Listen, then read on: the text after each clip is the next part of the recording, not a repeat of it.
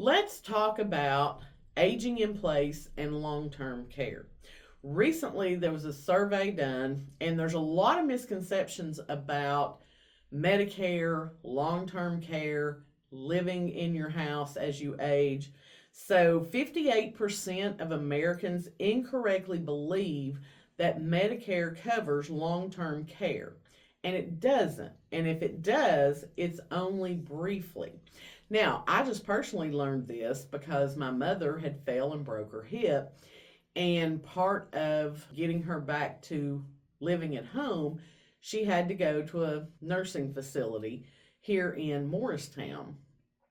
So when we talked to the social services lady, they handle all this stuff with Medicare, and basically she told us Medicare only pays for up to 21 days, and the doctors and the therapists that my mom was seeing have to submit reports to Medicare on like a weekly basis. And so when Medicare sees that a certain point of progress has been met, they're going to cut off that benefit and she's going to have to go home.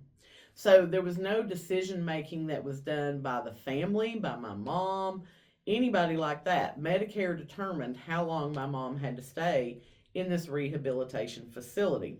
So that was new information for us. We had no idea that it wasn't a doctor who determined that, it was going to be her insurance company.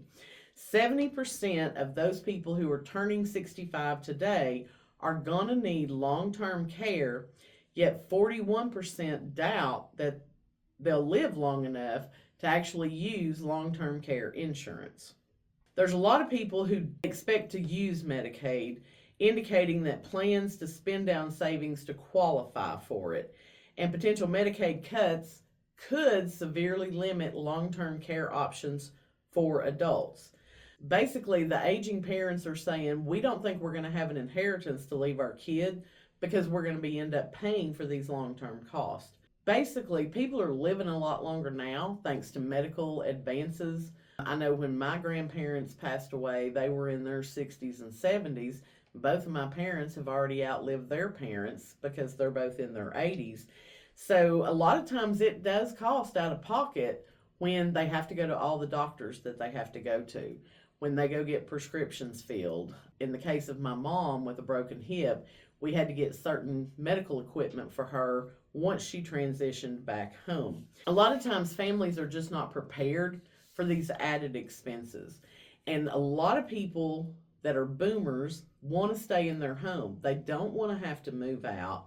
They don't want to have to go to an assisted living. Their house is normally paid for. They like their home and they have absolutely no reason that they really want to move. Rising long-term care costs, the challenge with affordable housing right now, and misinformation about Medicare coverage are creating a looming crisis for families that are hoping to age in place. Seniors and their caregivers are going to face some tough decisions with long-term financial implications. What has been your experience with this? Do you have aging parents that are finding out Medicare does not cover long-term care like they had originally thought? Do they have a plan in place if they need to go to assisted living? Let me know what you're doing in the comments.